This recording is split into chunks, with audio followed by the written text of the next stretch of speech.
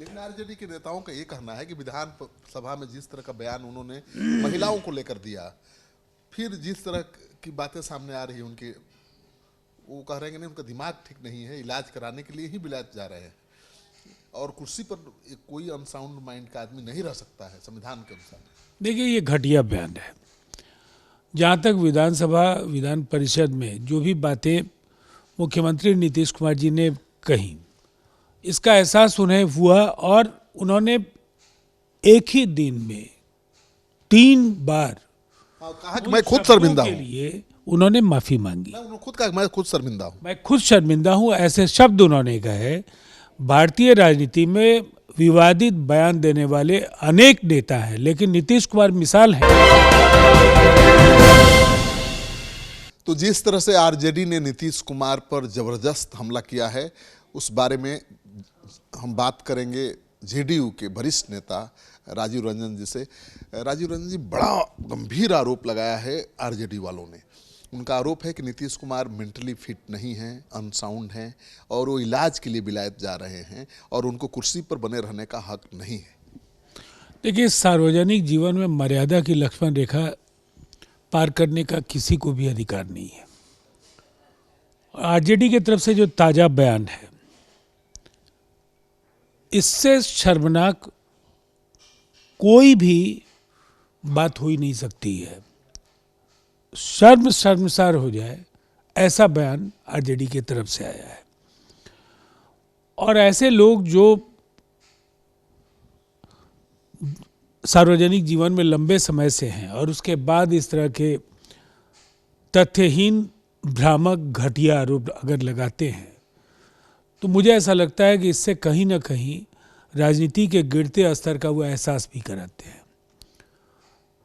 राज्य के लोकप्रिय मुख्यमंत्री नीतीश कुमार जी के 40 वर्षों का जो बतौर बिहार विधानसभा के सदस्य से आज तक का जो सफर है,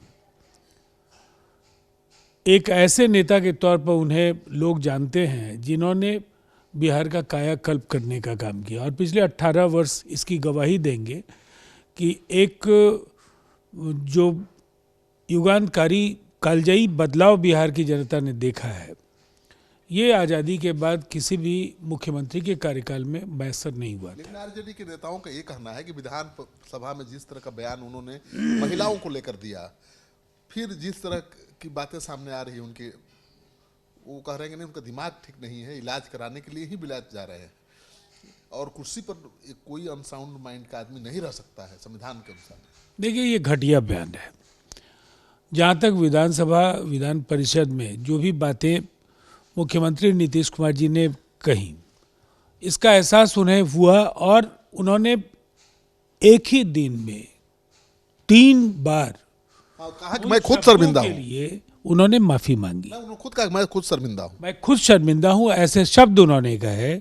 भारतीय राजनीति में विवादित बयान देने वाले अनेक नेता हैं, लेकिन नीतीश कुमार मिसाल हैं। जब उन्हें ऐसा लगा कि उन्होंने कोई ऐसी बात कही है जिससे अनेक लोगों की भावनाएं आहत हुई होंगी, उन्होंने तुरंत शर्मिंदगी, बिल्कुल कहा कि हाँ मैं खुद शर्मिंदा हूँ, अपना बयान वापस लेता हूँ। इसीलिए ऐसे बयान राजनेताओं को नहीं देने चाहिए। ठीक है, बदहवासी में आरजेडी के नेताओं को ये पता है कि 40 सीटों में जो नीतीश कुमार जी के रहने पर एक बड़ी संख्या में जीत की उम्मीद थी, अब वो पूरी तरह से शून्य का जो सफ़र है वो तय करने जा रहे हैं।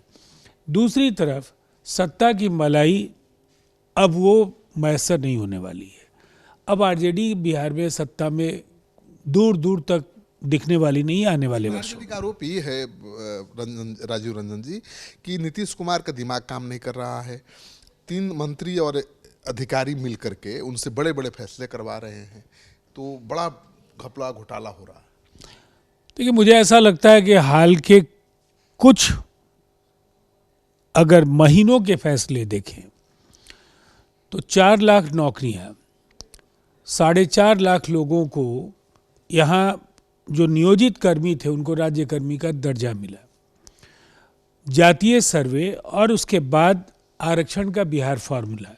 इतने बड़े निर्णय लेने वाले नेता के अगर मानसिक अवस्था को लेकर ऐसे घृणित और घटिया आरोप लगाए जाएंगे तो ये बेहद दुर्भाग्य। आरजेडी का तो कहना है कि ये सब तेजस्वी यादव ने किया। जातीय जनगणना की मांग वो करते रहे हैं। 10 लाख युवाओं को रोजगार देने का वादा उन्होंने किया था, तो सब कुछ तो वो अपने खाते में डाल रहे हैं। वायदा तो सारे नेता करते हैं। जिस विभाग में 2 लाख से ज़्यादा की नौकरियां थी, उस विभाग के जो मंत्री थे वो या तो सनातन के खिलाफ आपत्तिजनक टिप्पणियां कर रहे थे या विभागीय प्रधान सचिव के साथ उनके मनमुटाव की खबरें सुर्खियों में थी। वो कभी अपने कार्यालय तक नहीं जाते थे। तो फिर आरजेडी को कोई नैतिक अधिकार नहीं है इस तरह के दावे करने का।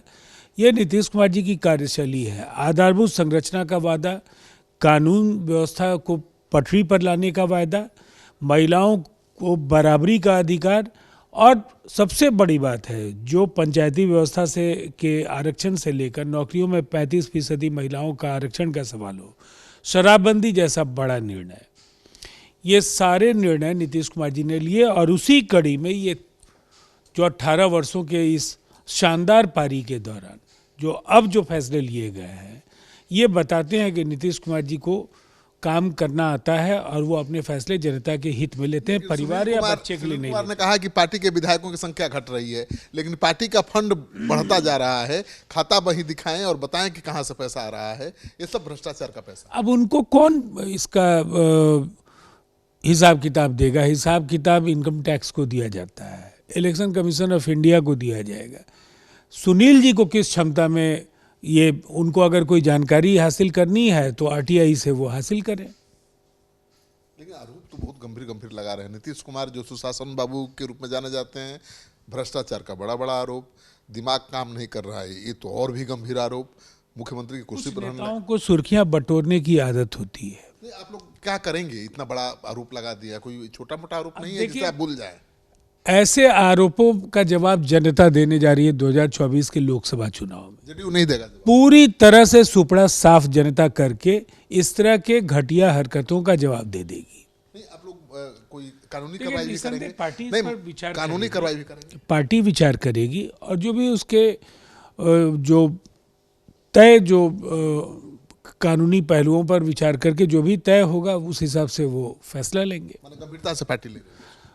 देखिए, निसंदेह इन बयानों को बहुत, मैं तो ये कहूँगा गंभीरता से लेने की जरूरत नहीं है। ये बयान केवल अपने आकाओं को खुश करने के लिए दिए जाते हैं। ऐसे बयान लोगों को गुमराह करने के लिए दिए जाते हैं। कोई पागल करार दे देगा तो उनको जवाब तो जनता देगी, उसका फिर हिसाब किताब उनको देना पड़ेगा। अपनी पार्टी को भी जवाब देना चाहिए ना। सरकार इस पर बात करेगी, जो नीतिगत निर्णय होगा वो साझा किया जाएगा। लेकिन मैं समझता हूँ कि ऐसे इस तरह के बयानों का जो सिलसिला है ना, लंबे समय से कुछ लोग देते रहे हैं और उनको बहुत जनता गंभीरता से नहीं लेती है। उनका नुकसान आने वाले चुनाव में हो जाएगा। तो आपने सुना, राजीव रंजन जी का कहना है कि ऐसे लोगों के बयान को ज़्यादा तजब्बो नहीं देती है जेडीयू, लेकिन कानूनी पहलुओं पर भी विचार किया जाएगा और सोचा जाएगा कि मुख्यमंत्री को जो बता रहे हैं अनसाउंड, उनके खिलाफ क्या कार्रवाई की जा सकती है।